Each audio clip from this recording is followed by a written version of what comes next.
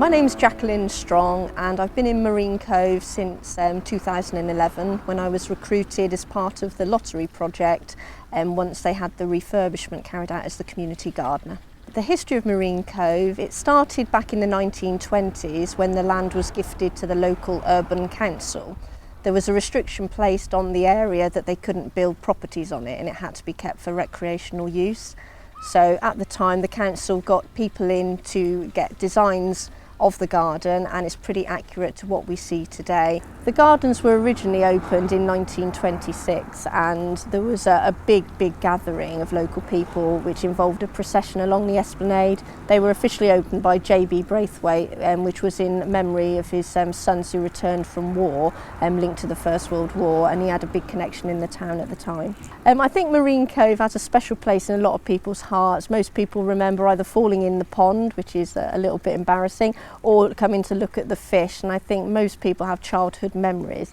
And when people actually visit the garden, I think it's the fact that it's a secluded little gem situated on the busy esplanade, but it's set back from the seafront and it gives you a little bit of protection from the wind and some of the weather that we experience in the gardens when it's not as sunny as it is today.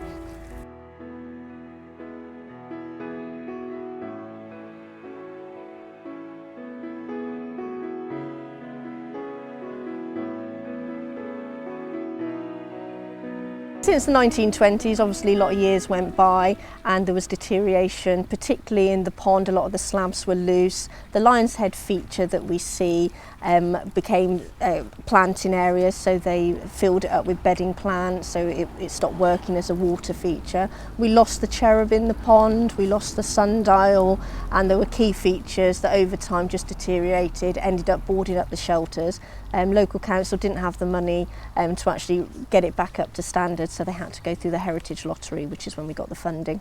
The Heritage Lottery project came about thanks to Harley Cook, who was the parks officer at the time. He's since retired, but Harley generated interest in the local community, so we got the volunteers which formed the Friends of Marine Cove.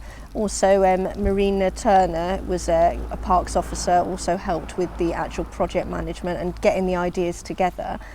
They came up then with a design and a management plan which was then put forward to the lottery. The volunteers, I have to say, probably had the key part because they did a lot of research. They had to do lots of sort of test cases from people visiting the gardens about what they liked from a visitor's perspective, what was wrong with the garden, so that they could actually put in place the management plan which would then take the project forward to receiving the funding. The design of the garden is very typical of a late Victorian Edwardian garden. It's very structural, so you've got the shelters, you've got the sundial, the ponds, so the planting actually was a secondary aspect. So it's more the structure within and the walls and the garden design linked quite closely to that of Hestercombe. We didn't hit any major problems early on in the project. We had to make sure we fitted certain criteria because the garden sits in a conservation area. So Catherine Goodliff, our conservation officer at Sedgemoor, was involved, making sure we colour matched the mortar, also made sure the pond liner was the correct pond lining colour, the paint would have been appropriate to the time that the gardens were originally sort of built.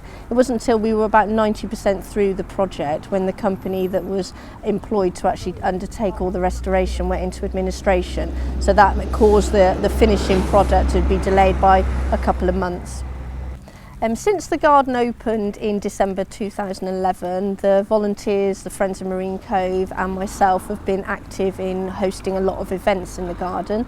These range from Easter egg hunts or May Day events where we invite the local schools in. We have the maypole dancers, also organised craft fairs, carol singing in the garden, lots of different things that are sort of linked to the time of year.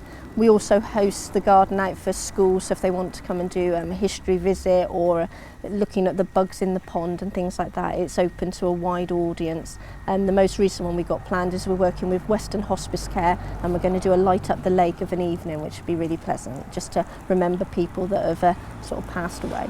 I think personally what I've got out of the garden has been a key part in a very prominent project in Burnham, and actually learning new skills that I didn't have before, getting involved with volunteers, doing a little bit of training, and also enjoying a really lovely public open space and getting to meet lots of nice lot of people and do things like this project with Capture Burnham and actually be involved in the community.